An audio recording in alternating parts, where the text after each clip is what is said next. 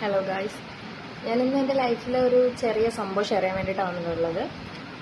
അതായത് നമ്മളിപ്പോൾ മുന്നോട്ട് പോയിക്കൊണ്ടിരിക്കുന്ന സമയത്ത്, അതായത് നമ്മുടെ ലൈഫിൽ നമ്മൾ എന്തെങ്കിലും ഒരു കാര്യം ചെയ്യാനായിട്ട് ഇങ്ങനെ മുമ്പേ തൊട്ടേ ആഗ്രഹിച്ചിരുന്നിട്ട് നമ്മളൊരു ടൈം എത്തുമ്പോൾ അത് സ്റ്റാർട്ട് ചെയ്യും.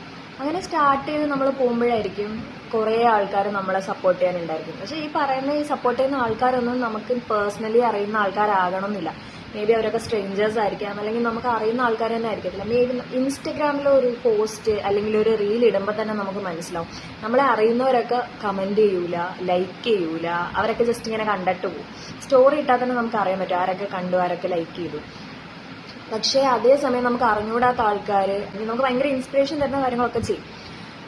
പക്ഷേ നമുക്ക് അറിയുന്നവരാരും തന്നെ നമുക്ക് അത്ര ഒരു സപ്പോർട്ടോ അല്ലെങ്കിൽ കാര്യങ്ങളോ തരണമെന്നില്ല. പക്ഷെ ഈ കൂട്ടത്തിൽ തന്നെ നമുക്ക് അറിയുന്ന ആൾക്കാർ നമ്മളെ സപ്പോർട്ട് ചെയ്യുന്നവരും ഉണ്ട് കേട്ടോ, ഇല്ല എന്നല്ല ഞാൻ പറയണേ.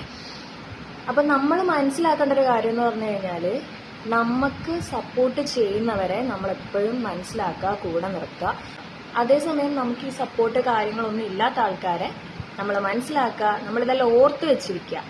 അവരോട് നമ്മൾ പ്രതികാരം ചെയ്യാൻ വേണ്ട ആവശ്യമില്ല. കാരണം എന്ന് വെച്ച് കഴിഞ്ഞാൽ, നമ്മൾ നിൽക്കുന്നതിനകത്തുനിന്ന് താഴേക്ക് ഇറങ്ങിപ്പോയിട്ട് അവരുടെ അടുത്ത് നമ്മൾ റിവെഞ്ച് ചെയ്യാൻ പോകേണ്ട ആവശ്യമില്ല. പിന്നെ എല്ലാവരും മനസ്സിലാക്കേണ്ട ഒരു കാര്യം എന്ന് വെച്ച് കഴിഞ്ഞാൽ, ഞാനിത് എനിക്കും കൂടി വേണ്ടിയിട്ടാണ് കേട്ടോ പറയുന്നത്. കാരണം പേഴ്സണലി ഒരാളോട് വരുന്ന സംസാരിക്കുന്നേക്കാളും എനിക്കിപ്പോൾ എന്തോ വീഡിയോസ് ചെയ്യുമ്പോഴാണ് കുറച്ചുകൂടി കംഫർട്ടായിട്ട് ഫീൽ ചെയ്യുന്നത്. അതുകൊണ്ടാണ് ഞാനിപ്പോൾ ഇങ്ങനെ ഒരു വീഡിയോയിൽ പറയുന്നത്. സോ നമ്മളെപ്പോഴും ഉദ്ദേശിച്ച കാര്യം ചെയ്യുക, മുന്നോട്ട് പോകാം. നമുക്ക് സപ്പോർട്ട് ചെയ്യാൻ ആരും ഇല്ലെങ്കിൽ നമ്മൾ തന്നെ നമുക്ക് വേണ്ടിയിട്ട് സപ്പോർട്ട് ചെയ്യാം.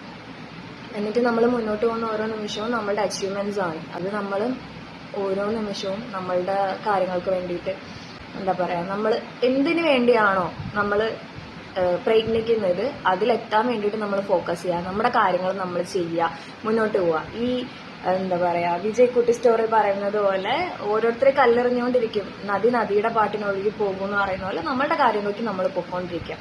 ബാക്കിയുള്ളവർ അവിടെ അവർക്ക് ചെയ്യാൻ പറ്റുന്ന എന്താ പറയുക, ഹേറ്റ് കമന്റ്സ് ആയിക്കോട്ടെ, അല്ലെങ്കിൽ സപ്പോർട്ട് ഇല്ലാത്ത രീതിയിൽ നമ്മളെ കുറ്റം പറയുന്നതായിക്കോട്ടെ, നമ്മളെ ഡീമോട്ടിവേറ്റ് ചെയ്യുന്നതായിക്കോട്ടെ, ഇതൊന്നും നമ്മൾ എടുക്കണ്ട. ഇതിലെ കൂടെ കേട്ട് ഇതിലെ കൂടെ കളയാം, അത്രേ ഉള്ളൂ. അപ്പം എന്നെ പോലെ തന്നെ നിങ്ങൾക്ക് ഓരോ കാര്യങ്ങൾക്ക് വേണ്ടിയിട്ട് ട്രൈ ചെയ്തുകൊണ്ടിരിക്കുന്നവരാണെന്നുണ്ടെങ്കിൽ ബാഡ് കമന്റ്സ് ഒന്നും എടുക്കണ്ട. നിങ്ങളുടെ വീട്ടുകാർ പറയുന്നത് കേൾക്കുക.